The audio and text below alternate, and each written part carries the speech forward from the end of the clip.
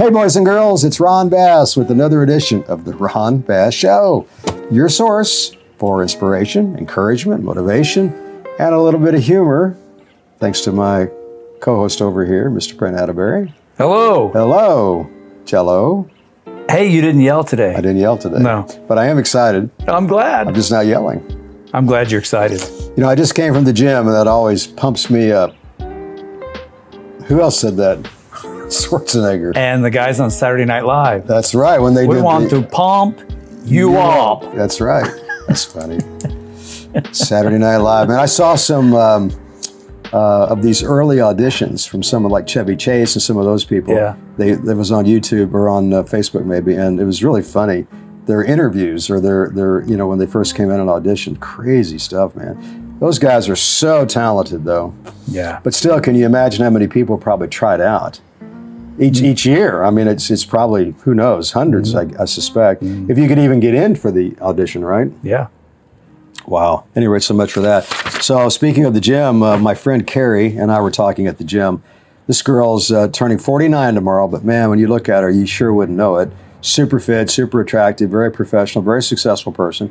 But she's had her demons, and we were talking about it today, about the drugs and the cigarettes and the alcohol, and she kicked the drugs, she kicked the cigarettes years ago, but she's really struggling with alcohol. Mostly just wine, but still alcohol, right? So we were talking about it. She said, if I could just get over this urge, blah, blah, blah. And she said, I just need a little bit of, I said, Carrie, if you got through drugs and got through cigarettes, you can surely kick the alcohol thing.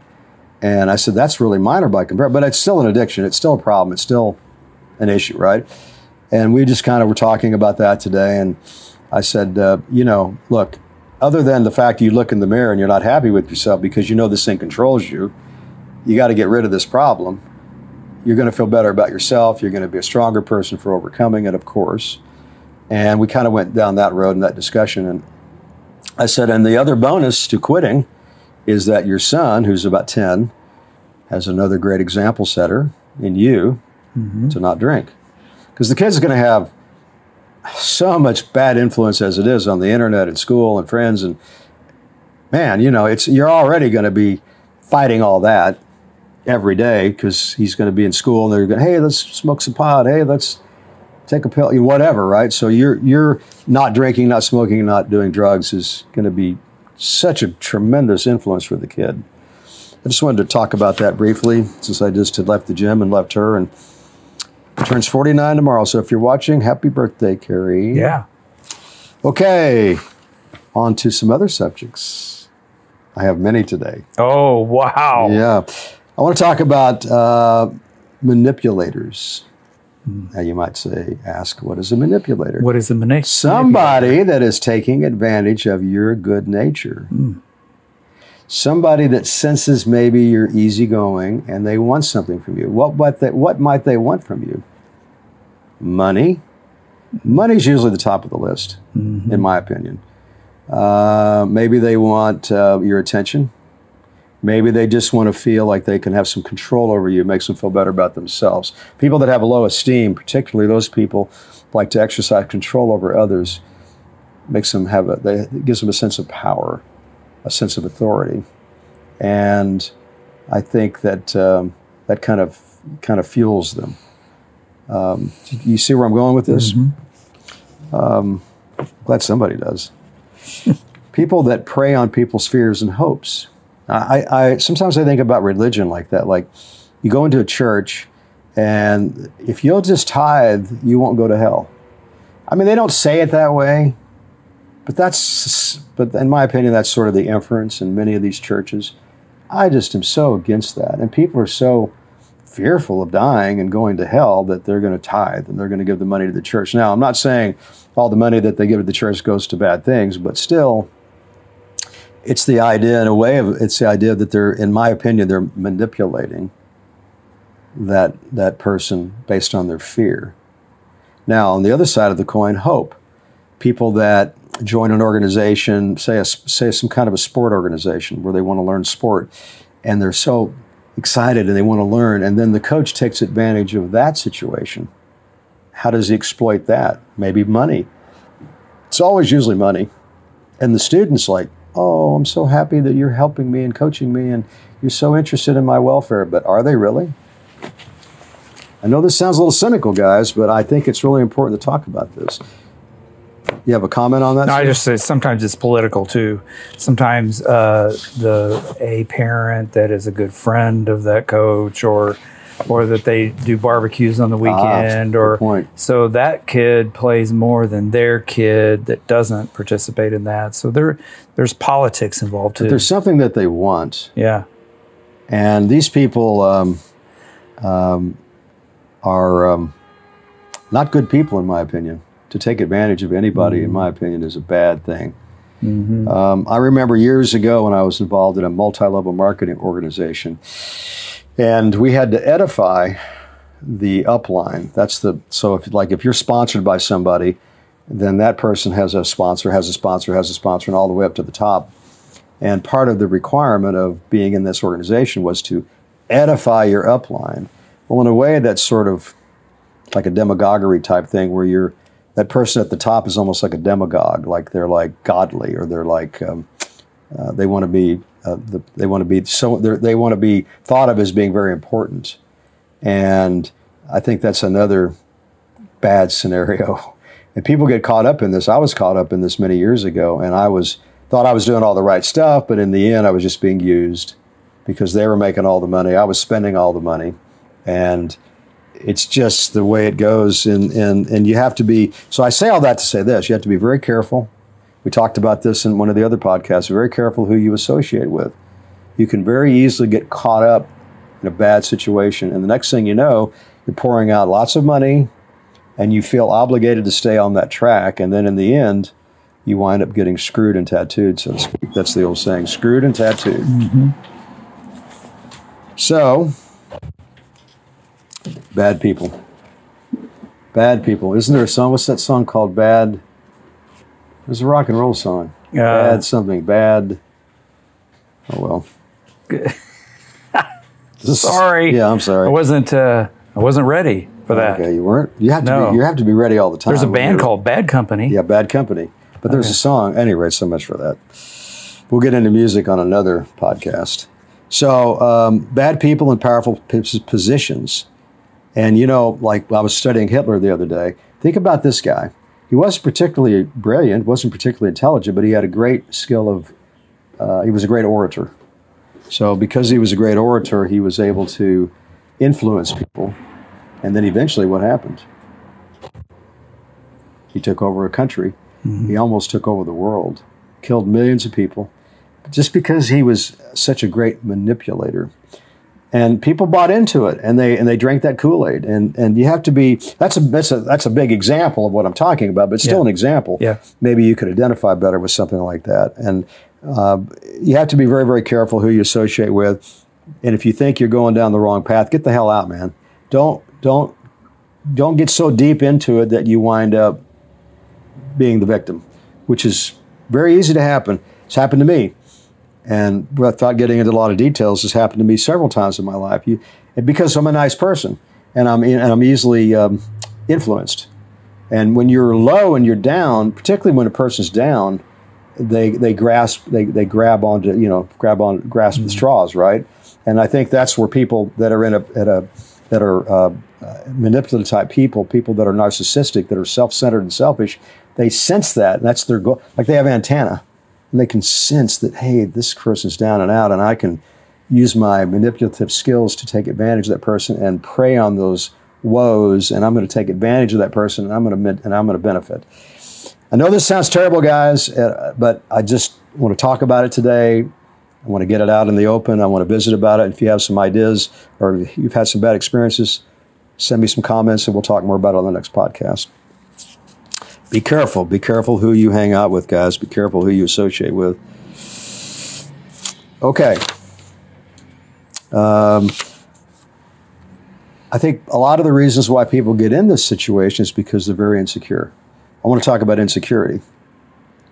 Why are so many people insecure? Why do you think, Brent? I think confidence is some of it. Confidence? Sorry. Wasn't there a movie that said, sorry, what was it was a movie called Love Story. Ryan O'Neal and I can't remember the other person, the female. Love is never having to say you're sorry. That was the famous line in the movie. Yeah. Well, I don't know where that came from. I know. It just triggered, something triggered me. Okay, go ahead. So lack of confidence. I think lack of confidence. Why are people not confident? Where does that come from? Boy. Maybe lack of experience and whatever. I think it's because of failure. Failed experiences, whether it's relationships, whether it's business, whether it's personality issues, not being popular socially. I think that's where people they feel beaten down. They don't feel like their self-worth is poor. They have fear of failure. Fear of failure. That's what a perfectionist is somebody that you would think that when you say perfectionism it sounds like, wow. No, it's bad because you're so afraid of failing that you overcompensate. And that usually winds up being a bad situation because you're so obsessive. Does that make sense? So lack of confidence comes from, in my opinion, all those reasons. He's nodding your head like, okay, I agree with him. Yeah. Boy. But back to insecurity. So because of the insecurity, I think this is why a lot of people wind up in this boat, so to speak, and they wind up being taken advantage of. So how do we wind up getting better? How do we wind up to be more confident? Accomplishment. And it doesn't have to be major accomplishments. It can be like, I want to lose 10 pounds. My friend at the gym gained like 30 pounds, and she's so upset. And the other day I saw her, and she said, I lost 8 pounds. Well, that is accomplishment. Yeah. It doesn't have to be like, hey, I made $1 million, or hey, I won the political office that I've been working towards. No, it can be a small thing. It can be, hey, I just want to be able to make an extra, $100 a month. So I started a small business from my home, and now it's generating some income. So accomplishment is the drug. The more accomplishments you have in your life, the more you are going to feel great about yourself. And you can overcome anything if you're confident. So, accomplishments. Doesn't have to be big accomplishments. Set a goal. Set 4 or 5 small goals and work at them every day. And then when you reach the goal, cross it off. Set another small goal. And eventually you'll get to where you can set major goals. That's where I'm at. I have like a major goal every year, a financial goal and a personal goal. Like in my martial arts business, I have a certain goal to reach a certain promotion. In my business, I have a certain goal to reach a certain financial goal. So, look, but that's, I've been doing this a long time. For those of you that are not goal setters, just start with something very small. Hey, if you can just set a goal to go to the gym once a week, and then build to work twice a week, and 3 times a week, 4 times a week. Get the idea? I told my friend Carrie today, I said, I don't need drugs and alcohol. I feel so effing good from working out that I don't need those things. I feel good. I sleep good. I think good. It's the best drug there is. Exercise. I know we talk about it all the time, but it's the best. We do. It's the best. Okay, how are we doing on time? Great. Great. Got any breaking news? I do. Let's hear it. Do you like fast food? I love fast food. Well, let me tell you a story. Okay. Joey Chestnut beat the Guinness Book of World Records by eating 83 hot dogs in 10 minutes over the weekend. I don't know how you do that. He broke a new record, 83 hot dogs in 10 minutes. How do you do that? Hey, it's fast food. No, I don't know how you do it physically. I don't know how you do it physically. You'd have to. I can eat a couple of hot dogs and I'm done. Maybe 1, 2. Yeah, I don't understand how 83. I don't know how it's physically possible. Yeah.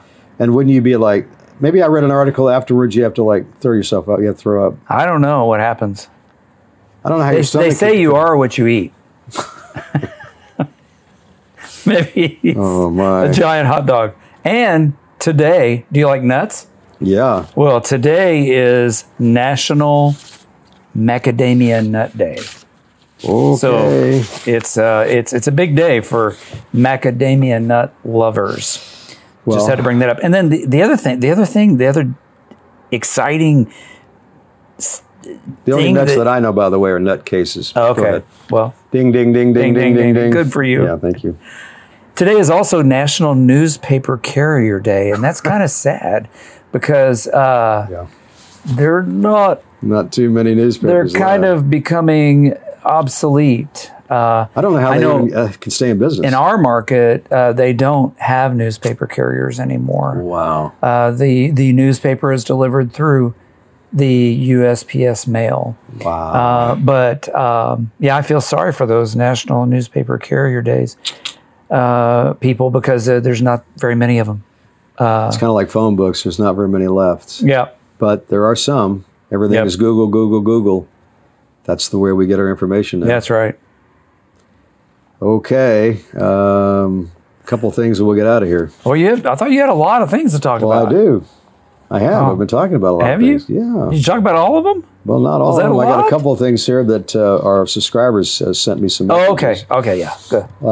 One of our subscribers said to me that she had an abusive stepmother. I think it was her friend that wrote about her. And she would tolerate horrible things.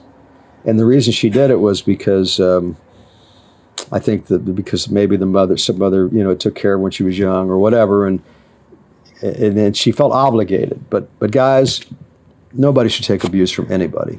I don't care who they are under any condition. That's just going to demean. That's demeaning. It's berating. It's no good. It's going to ruin your self-image. It's going to hurt your self-respect. Ruin your self-respect. You cannot take abuse from anybody. When you feel like you're being abused, I don't care if it's a husband, wife, child, parent, friend, doesn't matter. You got to get out. You got to get away from that. You have to stand up for yourself. It's very, very important, guys. I don't want to keep belabor that point, but that's the truth. Okay. Another one of our subscribers wrote me that they had lost their brother to suicide, and the person had felt like that it was that they had felt they felt like maybe they were responsible for it, but you can't feel like that. And the person suggested that they felt like they should have recognized their symptoms and maybe prevented the suicide, and they felt like they were being insensitive. And the answer, my opinion, is many people that are suicidal don't show symptoms because they don't want to burden others, so they hold it in and they don't show those signs. Yeah, I don't think, and I had a personal experience with a friend of mine, my best friend actually, and you know what? Even if you would have seen some signs and tried to help that person was going to eventually do it anyway, regardless, because something's wrong. It's like you've talked about in the past. It's either a chemical imbalance or it's a depression. I know in my best friend's case, he was on antidepressant medication, and they took him off, or he stopped using it for 2 weeks because there was going to be a drug test on a really big job he was going to take, and he went off of it, and then he and so. I could not believe it. This guy had everything going for him, and it was not financial. It was not a relationship. It was a stinking medication that he shouldn't have gone off of. That was an antidepressant. I read an article recently about suicide, and I talk about suicide quite often on our podcast. But the article basically said the same thing that I feel, and that's that. When the pain becomes so unbearable, the mental pain, death is the relief, and it's hard to relate to that if you're not that person, because the average person doesn't feel like their emotional distress is that bad that you want to kill yourself. But in those cases, that's how bad it is. It's like it's unbearable, and so you welcome the idea of shutting it off. And that's what suicide is. There's probably other reasons for it, but my sense is that that's the majority of the reason. At any rate, I'm not a doctor, I'm not a psychologist, but I do study these things and have personal experiences with people that have committed suicide and talked about it the ones that have tried and had discussions with them, and have known people, of course, that have passed, and they've left notes. And so this is kind of my own read on it. All right. Any closing thoughts, sir? No, sir. Thank you for bringing a lot of things to talk about today. Thank you. And I didn't yell this time. That's right. That's right. Okay, and guys, just remember, if you don't give up, which is something you should never consider. Never. Ever. Ever, ever, ever. I think Taylor Swift had a song like that. Ever, ever, ever. We're ever, never, ever, ever getting back together again. I just saw that video the other day. Yeah, I don't know. She's something else. That's a whole nother topic. That is. So eventually those stars, they're going to line up. Hey, I don't know when. You have to be very patient. You can't like say, hey, man, I've worked so hard and nothing's happening and I'm still upside down. And that's okay. Tomorrow morning's another morning, and you got another shot at figuring out what it is you have to change. Maybe you have to reinvent yourself. That's something that I've done so many times in my career. And find a way to get to where you want to get to. Find a way to correct whatever is wrong.